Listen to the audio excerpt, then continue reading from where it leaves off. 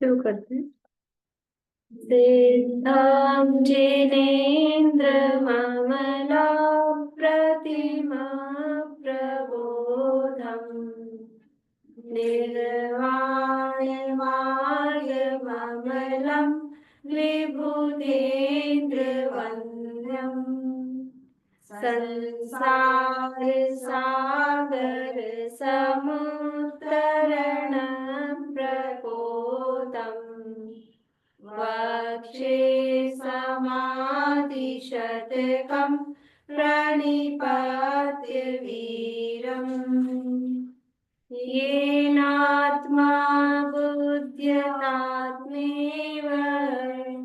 परत्वेनैव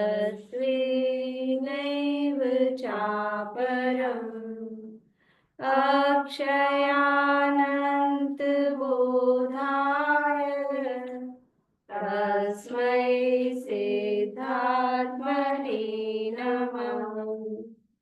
जयन्ति यस्यावदतोऽपि भारती विभूतयस्तीर्थकृतोऽप्यनीतु शिवाय दात्रे सुगताय विष्णवे जिनाय तस्मै सकलात्मने नमः। सकल विभाग किया आत्म कल्याण परमानंद सुबोधमय नमो सिद्ध भगवान। आत्म सिद्धि के मार्ग का जिसमें सुभग विधान उस समाधियुत तंत्र का करूं सुगम व्याख्यान। नमो सिद्ध परमात्म को अक्षय बोध स्वरूप जिनने आत्मात्म में पर जाना पर रूप जिनने आत्मात्म में पर जाना पर रूप।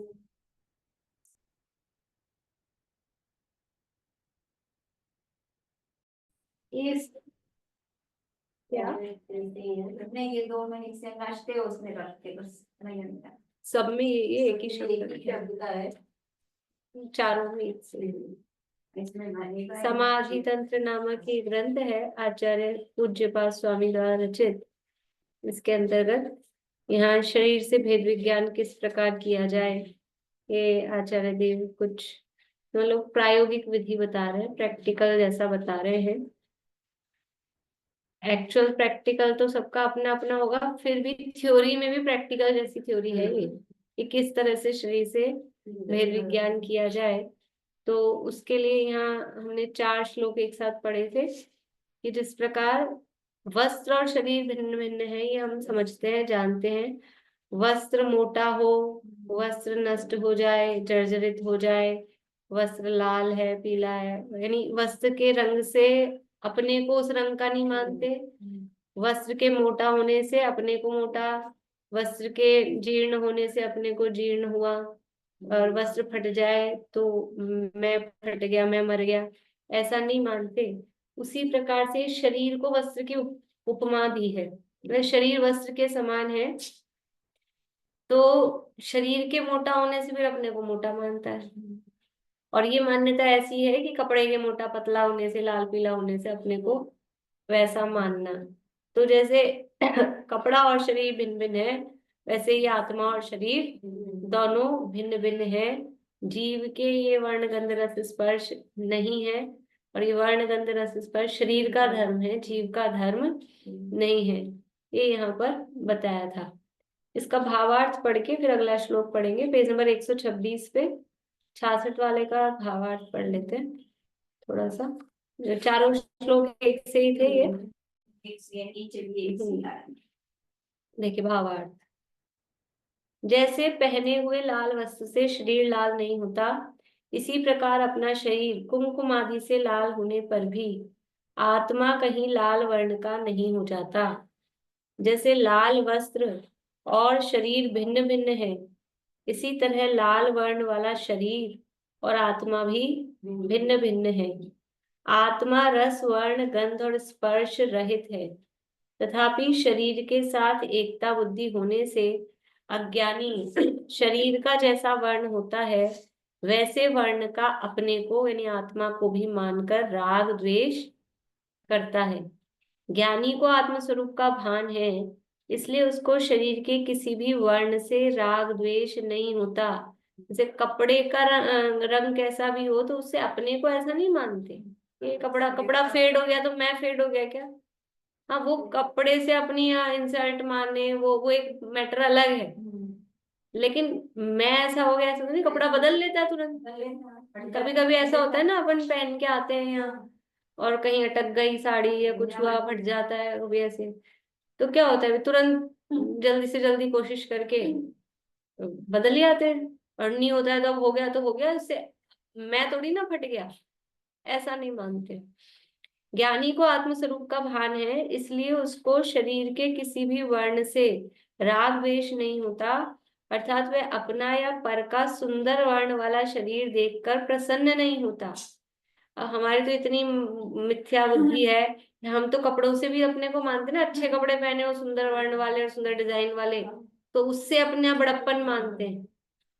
चप्पल जूतों से संजीव जी तो बहुत चप्पल जूतों से अपनी शान मानते हैं कि चप्पल, किसी ने चप्पल की बड़ाई कर दी तो जैसे तो वो मेरी बड़ाई हो रही है ऐसा। तो अब जो चप्पल जूतों में कपड़े लत्तों में अपनापन कर रहा है तो वो तो शरीर को मैं मान के ही बैठा है। लेकिन अब भेद विज्ञान का तरीका बता रहे हैं कि जैसे शरीर के वर्ण से राग द्वेष उसको नहीं होता, वह अपना या पर का सुंदर वर्ण वाला शरीर देखकर प्रसन्न नहीं होता,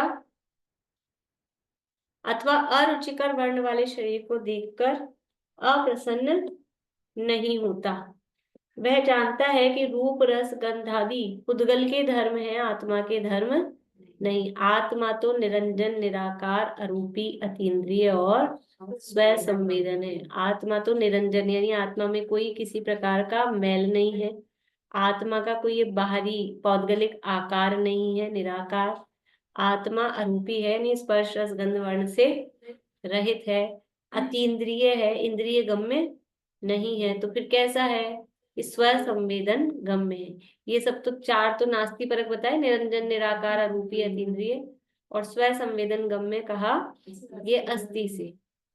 इस प्रकार शरीर से भिन्न आत्मा की भावना करने वाले अंतरात्मा को शरीरादि काष्ठ आदि समान प्रतिभासित होने पर मुक्ति की योग्यता होती है। अब जो शरीर से इस प्रकार के भेद ज्ञान की भावना भा रहा है, जिसको ऐसा समझ में आता है शरीर अलग है मैं अलग हूँ, मतलब अभी विकल्पों में जैसे कपड़ा और शरीर भिन्न भिन्न समझ में आते हैं, जैसे आत्मा और शरीर भिन्न भिन्न समझ में जिसको आता है, वो ऐसी जो भावना भाता है तो उसको शरीर का लकड़ी के समान बिल्कुल जड़ अचेतन ऐसा प्रतिभासित होता है, तब उसको मुक्ति की योग्यता होती है। तो भेद ज्ञान हुआ तो सम्यक दर्शन रत्नत्रय मोक्ष मार्ग प्रकट होता है। देखिए श्लोक बोलते हैं, 67 नंबर का श्लोक है, 127 नंबर का पेज है।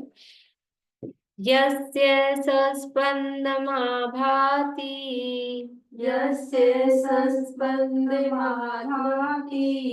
निस्पन्देन समं जगत् निस्पन्देन समं जगत् अप्रज्ञम् अक्रियाभोगम् अप्रज्ञं क्रियाभोगम् नहीं, अप्रज्ञम क्रिया नहीं है, अप्रज्ञम अक्रिया भोगम, तो म पे जोड़ देना है। अप्रज्ञम अक्रिया भोगम अप्रज्ञं अक्रियाभोगम् सशमं याति नेतरः सशमं याति नेतरः यस्य सस्पन्दमाभाति यस्य सस्पन्दमाभाति सस्पन्दम आभाति, सस्पन्दम आभाति। निस्पंदेन समम जगत, और अप्रज्ञम अक्रिया भोगम स शमम याति नेत्र। यस्य सस्पन्दमाभाति निस्पन्देन समं जगत्। यस्य सस्पन्दम् आभाति निस्पन्देन समं जगत्। अप्रज्ञमक्रिया भोगं स शमं याति नेतरः। अप्रज्ञम् अक्रिया भोगं स समं याति नेतरः। देखिए क्या कह रहे हैं, यस्य सस्पंदम, यस्य यानी जिसको, सस्पंदम यानी अनेक स्पंद सहित, स्पंद सहित मतलब क्रिया करता हुआ, अनेक प्रकार की क्रिया करता हुआ। आभाति, आभाति मतलब समझ में आता है, मालूम होता है, प्रतीत होता है, भासित होता है, आभाति। निस्पंदेन समम जगत, निस्पंदेन समम यानी स्पंद से, क्रियाओं से रहित, निश्चेष्ट, चेष्टाओं से रहित, समम यानी समान, जगत यानी जगत, जिसको ये जगत स्पंदम है, स्पंद करता हुआ है, मतलब क्रियावान है, क्रियाशील है, अनेक प्रकार की क्रियाएं कर रहा है, ऐसा क्रियावान जगत भी जिसको कैसा लग रहा है, निस्पंदेन आभाति, उसको स्पंद से रहित, क्रियाओं से रहित, क्रियाओं से रहित कौन होता है, जड़ पाषाण, तो उसको क्रियाओं के समान निस्पंद उसको भासित होता है। और अप्रज्ञम, अप्रज्ञम प्रज्ञ यानी ज्ञान, प्रज्ञा ज्ञान बुद्धि, तो अप्रज्ञम यानी ज्ञान से रहित, अक्रिया यानी क्रियाओं से रहित, भोगम यानी उसके भोग से रहित, ज्ञान और क्रिया के भोग से रहित, स यानी वह, शमम याति नेतरः यानी वह शमम यानी उससे रहित है, अक्रिया अभोगम शमम याति यानी वो इन जो ये क्रियाएं हैं और ये जो इनके विषय भोग हैं उससे वो शमम यानी रहित है, शमम याति उससे रहित है। इतरह नह, न इतर, नेत्र लिखा है ना, नेतर यानी न इतर, यानी इतर नहीं, यानी उससे जो अलग है, दूसरा है, उसको शम, शम यानी सुख, शमदम बोलते हैं, शम यानी शमन करना, सुख के लिए भी शम शब्द आता है। तो जो अब जो दुनिया को ऐसा मान रहा है, जो चेष्टा करती हुई, मतलब अनेक प्रकार की क्रियाएं होती हुई जो जगत में क्रियाएं हो रही हैं, वो क्रियाएं करता हुआ जगत भी जिसको क्रिया रही जड़ जैसा समझ में आ रहा है, तो वो तो शमम याति, वो तो सुख प्राप्त करता है। और जो इससे इतर है, जिसको ऐसा नहीं दिख रहा है जगत, उसको शमम न याति, उसको सुख की प्राप्ति नहीं होती है। अनिवार्य देख लीजिए, जिस ज्ञानी पुरुष को सस्पंदम जगत, अनेक क्रियाएं चेष्टाएं करता हुआ शरीर आदि रूप जगत, जगत में सब ले लेना, मतलब शरीर भी जगत में है और बाकी जो भी दुनिया की वस्तुएं हैं वो सब, निस्पंदेन समम निश्चेष्ट, काष्ठ पाषाण आदि के समान, अप्रज्ञम चेतना रहित जड़, और अक्रिया भोगम क्रिया तथा सुखादि अनुभव रूप भोग से रहित आभाति मालूम होने लगता है। ये अनेक चेष्टाएं करता हुआ जगत भी उसको निस्पंदेन यानी लकड़ी के समान, पत्थर के समान, जिसमें कोई चेष्टा है, लकड़ी पड़ी है, टेबल पड़ी है, पत्थर पड़ा है, उसमें कोई क्रिया चेष्टा नहीं है, वैसा उसको चेतना रहित जड़ और क्रिया और सुखादि रूप अनुभव भोग से रहित, जैसे इसको कोई सुख दुख का अनुभव होता है, चौकी को मारो, पीटो, काटो, तो ये ना तो इसमें अपने आप कोई क्रिया हो रही है, क्रिया से रहित है। अभी क्रिया मतलब क्षेत्रांतर रूप इस तरह की क्रिया समझ ना, परिणाम रूप क्रिया तो सब में चलती है, लेकिन जिस प्रकार से इसमें ऐसी कोई क्रिया नहीं है, क्रिया से रहित है और कोई सुख दुख रूप अनुभव नहीं है, वैसे ही ये शरीर भी अनेक प्रकार की चेष्टाएं करता हुआ, ये शरीर भी जिसको क्रिया से रहित और सुख दुख के अनुभव से रहित मालूम पड़ता है, वो तो है ज्ञानी। यानी ये समझो, मतलब भेद विज्ञान के लिए अपन कहते हैं ना, अभी उंगली में लगी, तो किसको पता लग रहा है? उंगली जानती है क्या मैं कट गई, मेरे में खून आ रहा है? ये उस सुख दुख को, उंगली दुखी होती है क्या? मेरे लग गई लग गई। जैसे ये चेष्टाओं से रहित है, चेष्टा होती हुई दिख रही है लेकिन फिर भी कुछ नहीं है। एक्सीडेंट हो जाता है कैसे कैसे, किसी की हड्डी निकली हुई है, कुछ भी है, तो उसको उसको क्या होता है? पैर की हड्डी निकल गई, घुटना टूट गया। तो ये वो जो सुख दुख है उस हड्डी को होता है, घुटने को होता है, मांस फट गया मांस को होता है, जीव का वेदना, जीव को दिखता वो है। जीव को होता है, उस वो नहीं है। ऐसे ही ये अनेक क्रियाएं चेष्टाएं करता हुआ शरीर आदि रूप जगत निश्चेष्ट काष्ठ पाषाण आदि के समान चेतना रहित जड़ और क्रिया तथा सुखादि अनुभव रूप भोग से रहित मालूम होने लगता है। वह पुरुष अक्रिया भोगम शमम याति, जिसमें मन वचन काय की क्रिया से और इंद्रिय विषय भोग से रहित है। वह पुरुष जिसमें मन वचन काय की क्रिया से और इंद्रिय विषय भोग से रहित है, उससे विलक्षण दूसरा बहिरात्मा जीव उस सुख शांति को प्राप्त नहीं कर सकता है। मतलब वो पुरुष तो सुख शांति को प्राप्त करता है जो कि मन वचन काय की क्रिया और इंद्रिय विषय भोग से रहित है, और उससे विलक्षण यानी इससे उल्टा जो है, जो शरीर आदि की क्रिया को ही क्रिया मान रहा है और शरीर को ही सुख दुख का भोक्ता मान रहा है, जबकि शरीर सुख दुख को नहीं भोगता। पीछे आया था ना कि भाई ये सुख दुख का फल का भोक्ता शरीर को मान के फिर शरीर में ही सब करते हैं भाई ये, लेकिन ये शरीर भोक्ता कहाँ है? शरीर में सुख दुख होता नहीं है, अगर शरीर को ही खिलाने पिलाने सजाने संवारने में लगे हुए। कोई होता है, हाँ मुर्दे को सुख दुख हो जाए। हाँ, फिर मुर्दे को हो जाए शरीर को होता हो तो उससे विलक्षण दूसरा वैरात्मा जीव उस सुख शांति को प्राप्त नहीं कर सकता है। परम वीतरागता में उस सुख शांति का अनुभव करता है। जो इन क्रिया और भोग से रहित अपने को मानता है वो सुख शांति का अनुभव करता है। श्लोक का पद्यानुवाद पढ़ लेते हैं। यस्य स्पंदमाभाति निस्पंदेन समं जगत् अप्रज्ञम् क्रियाभोगं स शमं याति नेतरः। स्पंदित जगदीकता जिसे अक्रिय जग अनुभव, वही प्रशम रस प्राप्त हो उसे शांति का योग। टीका। जिस आत्मा को यानी ज्ञानी आत्मा को सस्पंद अर्थात परिस्पंद युक्त यानी अनेक क्रियाएं करता शरीर आदि रूप जगत लगता है, प्रतिभासित होता है। कैसा जगत? निस्पंद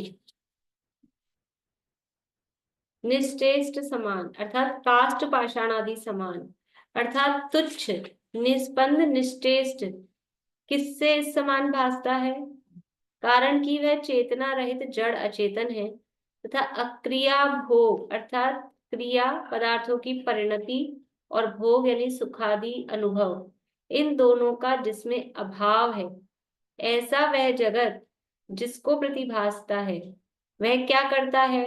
वह शांति प्राप्त करता है। जिसको ऐसा लगेगा वो शांति प्राप्त करेगा।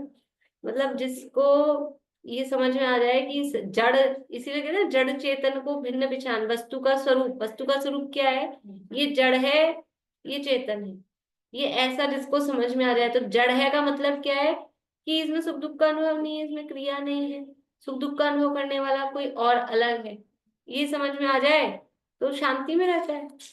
जैसे ये होते बच्चों के गुड्डे गुड़िया वगैरह नहीं होते डॉल, अब उसको कोई जो बच्चे होते हैं ना, खुद छोटे बच्चे होते हैं, तो वो तो उसको सुलाएंगे खिलाएंगे पिलाएंगे और वो समझ रहे हैं कि भाई ये तो जीव है, ऐसा समझ के अभी रोएगा, इसका हाथ टूट गया ये रोएगा, मतलब ऐसा करके। और जिसको पता है ये तो खिलौना है, तो जो उस खिलौने को खिलौना समझता है, उसका हाथ निकल जाए तो, और कुछ भी होता रहता है, निकल जाते हैं ना खिलौनों के, तो जिसको मालूम है उसको वो शांति में रहता है कि खिलौना है, टूट भी गया तो कोई बात नहीं, खिलौना है। और वो रोता है बच्चा, वो अपना भी मानता है और वो तो ये भी समझता है अब ये भाई ये दुखी होगा, वो ऐसा मानता है, ऐसा करके उसको सुझाता संवारता है।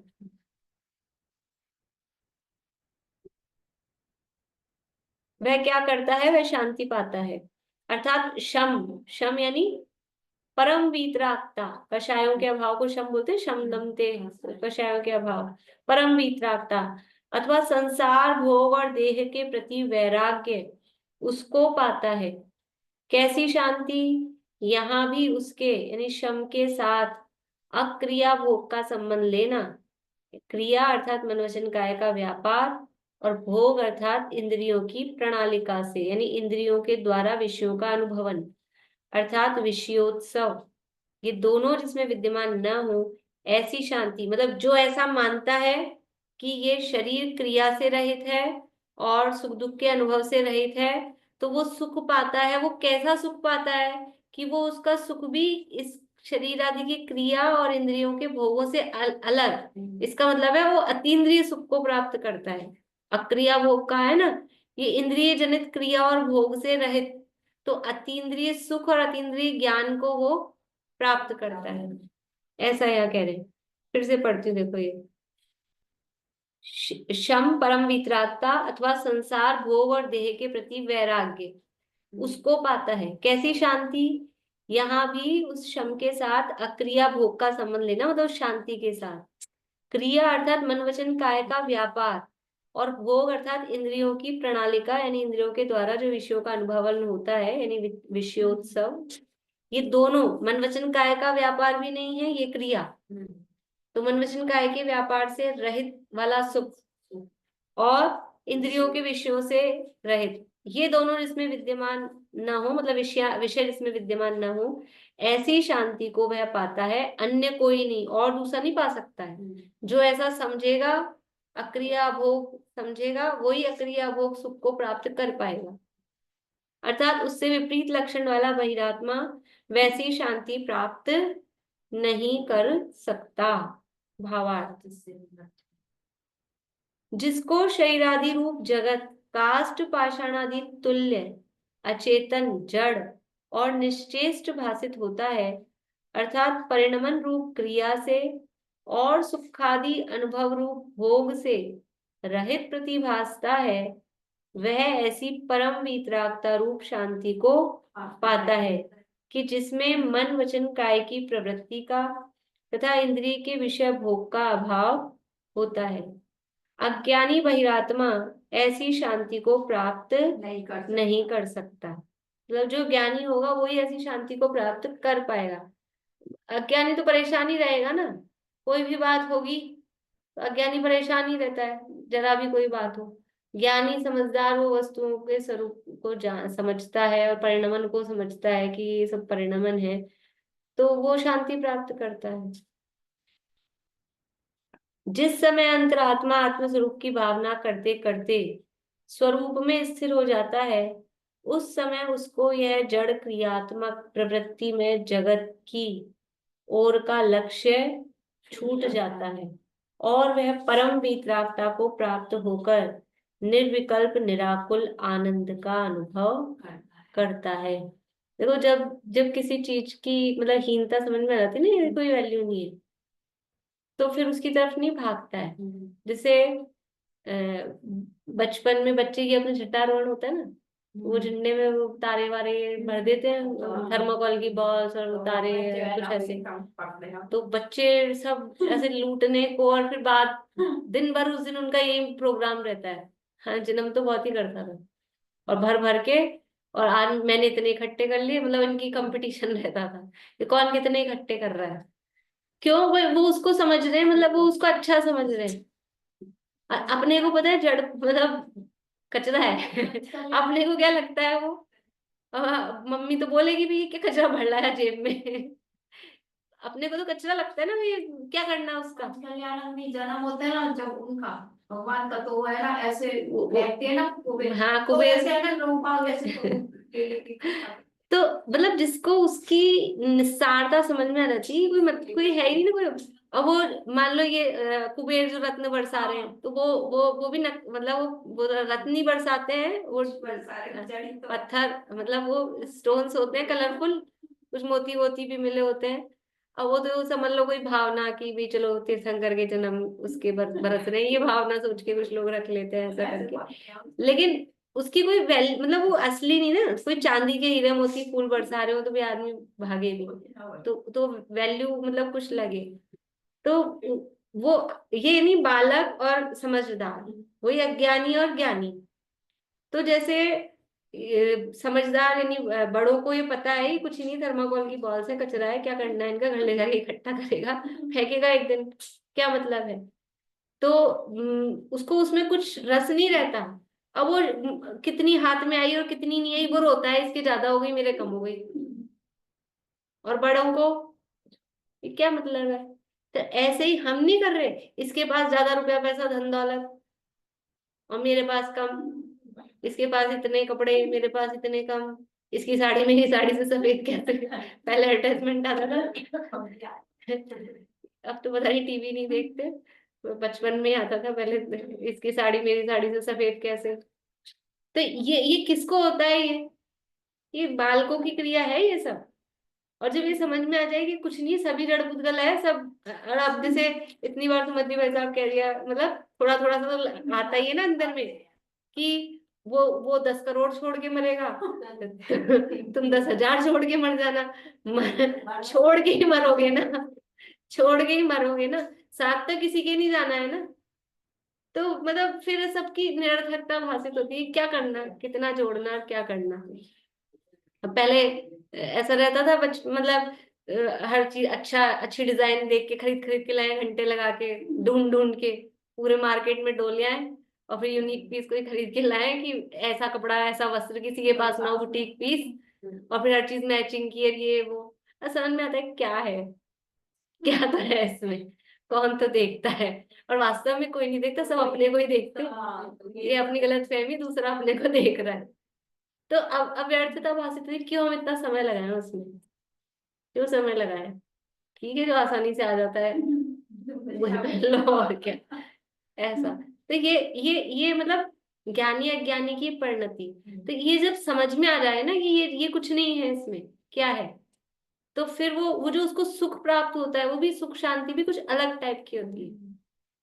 एक तो मिल जाए, मिलने पर थोड़ी सी अपनी इच्छा पूर्ति होने पर थोड़ी निराकुलता, वो क्षणिक लगती है, लेकिन वो सच्चा सुख नहीं, वो तृष्णा वाला सुख है। और ये समझ में आ जाए, और फिर जो शांति होती है वो सच्ची शांति है। तो ज्ञानी को ऐसा परम वितरागता, मतलब वो जैसे जैसे इस तरह से वो इस लाइन पे बढ़ता है, तो फिर वो परम वितरागता को प्राप्त होकर निर्विकल्प निराकुल आनंद का अनुभव करता है।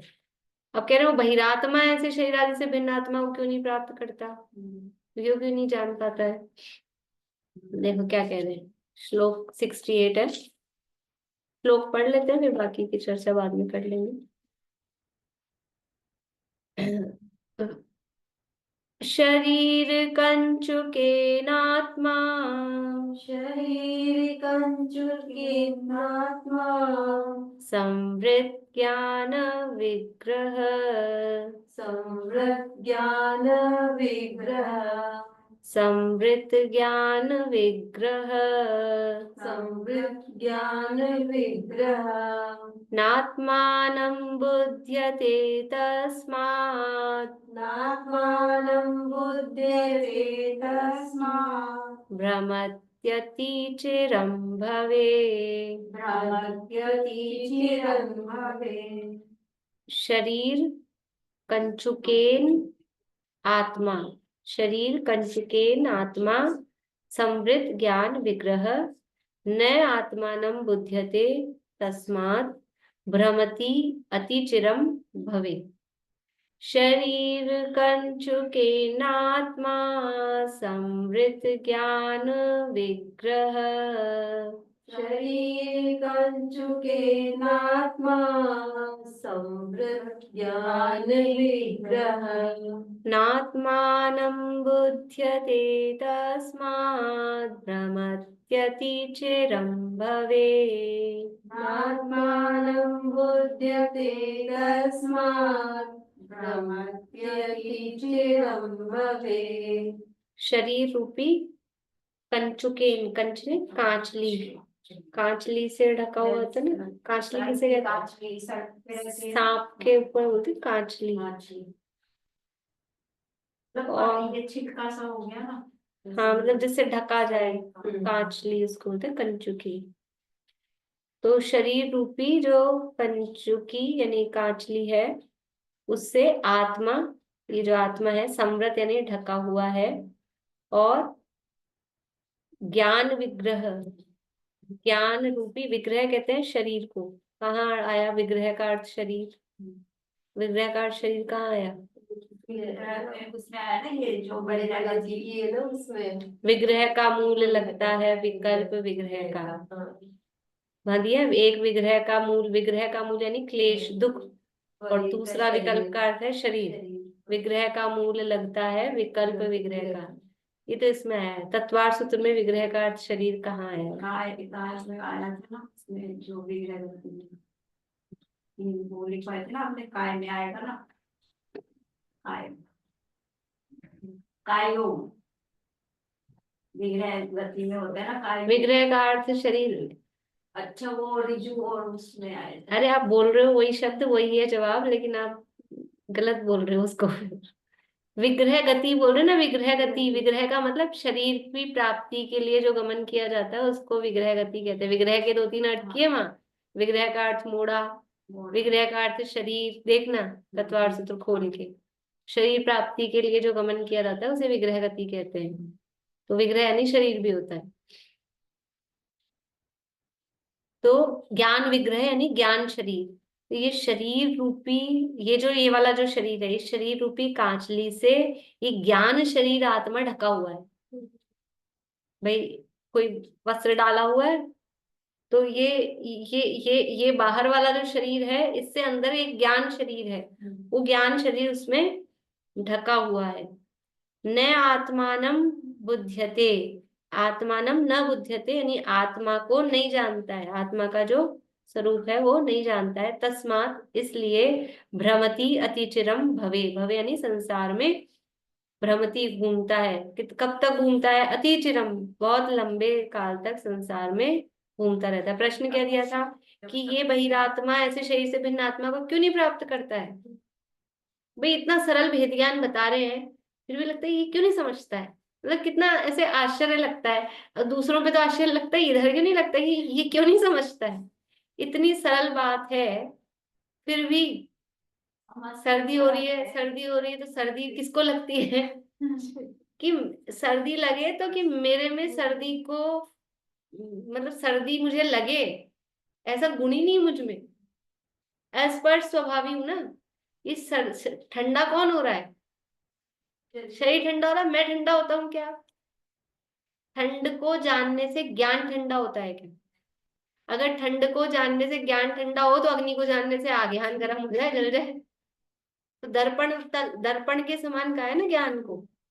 तो जैसे दर्पण में अग्नि झलके तो दर्पण जलता नहीं है, बर्फ झलके तो ठंडा नहीं होता, ऐसे ही ये सर्दी, ये ज्ञान में झलक रही है। मैं ठंडा नहीं होता, लेकिन जाके कहेंगे देखो मैं कितना ठंडा है, ऐसे लगा के दिखाएंगे मैं कितना ठंडा। वो अगर लोग इतनी समझ आ जाए, अगर इतना अंदर में ज्ञान आ जाए, तो फिर ठंड कहाँ और गर्म कहाँ है ही नहीं। ये पर आ जाए थोड़ा विकल्प में ही, अभी लग रही हो तो लगेगी, ऐसा नहीं है अभी किस भूमिका में अपन, लेकिन लगते लगते भी 2 मिनट के लिए, 2 सेकंड के लिए भी आ जाए, तो एक बार वो धारा तो टूटे, थोड़ी सी तो कुछ तो फर्क पड़ता है ना। जो एक जैसे स्पीड ब्रेकर क्यों होते हैं सड़क पे? आदमी तो फिर बढ़ा लेता है स्पीड, फिर बढ़ा लेता है, पर एक बार तो ब्रेक होती है ना, एक बार तो धीरे होती है, वरना बहुत ही देर से चलता जाए तो पता ही नहीं एकदम से। तो उसको ये भी रहे कि हाँ ब्रेक भी है, पर लगाने होते हैं, इतना तो ख्याल आए। तो ये हमारे स्पीड ब्रेकर, कुछ तो ख्याल आ जाए, विचार आ जाए एक बार। इस शरीर रूपी कांचली से ढका हुआ है ज्ञान रूपी शरीर जिसका, ऐसा बहिरात्मा आत्मा के यथार्थ स्वरूप को नहीं जानता। इस शरीर से ढका हुआ है तो आत्मा, मतलब वो शरीर को ही आत्मा मान रहा है, तो वास्तव में ज्ञान स्वरूप है आत्मा, ऐसा नहीं जानता। इसलिए बहुत लंबे काल तक संसार में भ्रमण करता है। श्लोक और पद्यानुवाद पढ़ के फिर पूरा कर देते हैं, फिर बाद में चलाएंगे आगे।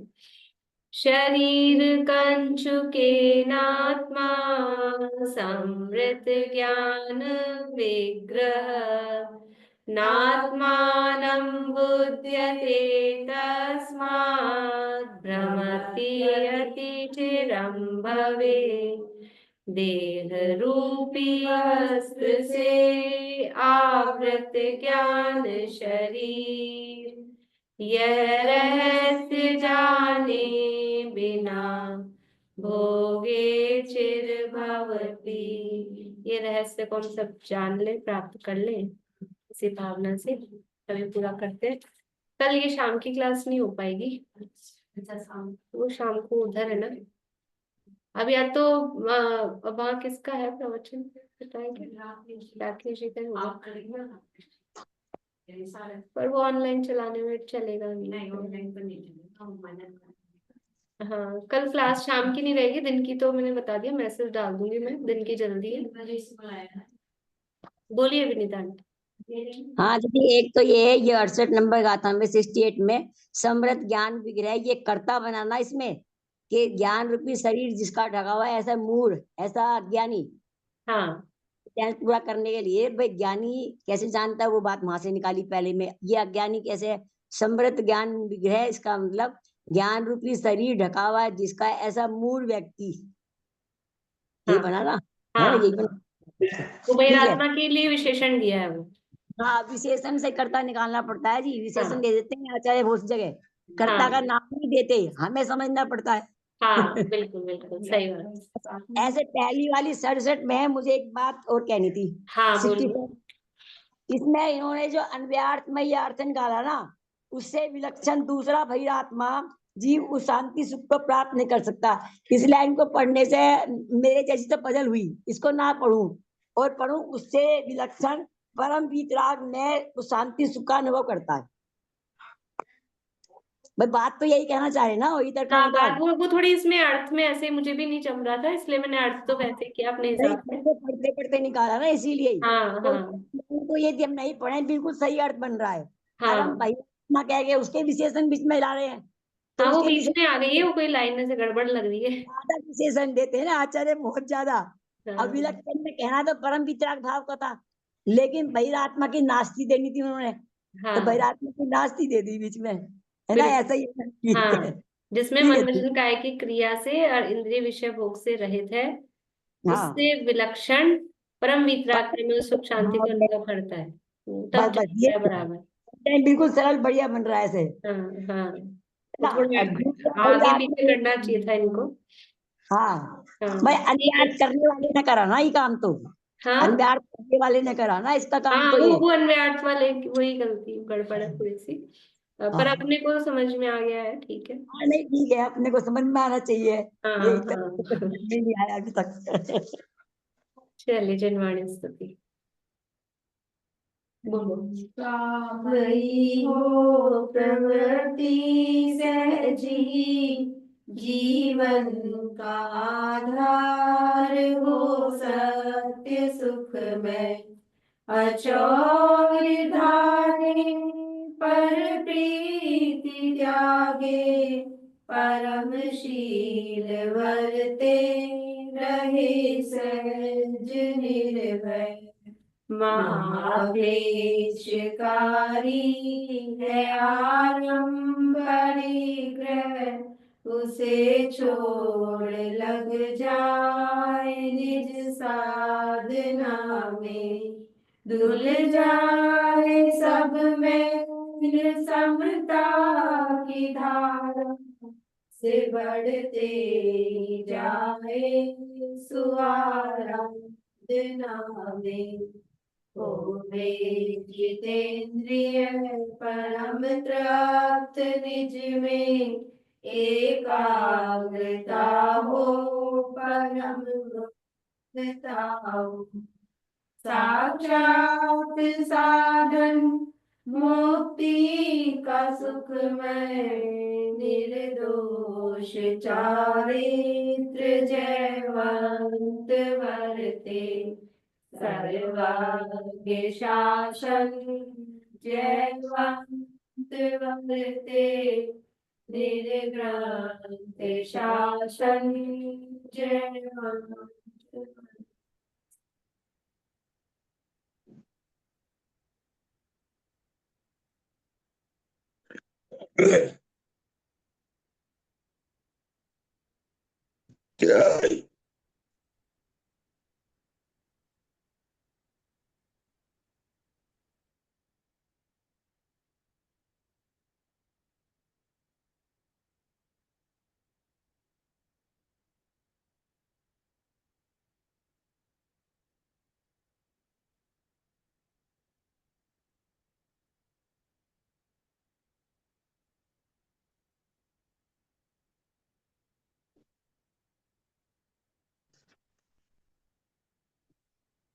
जय गुरु आश्रम में जिनवाणी माता की जय।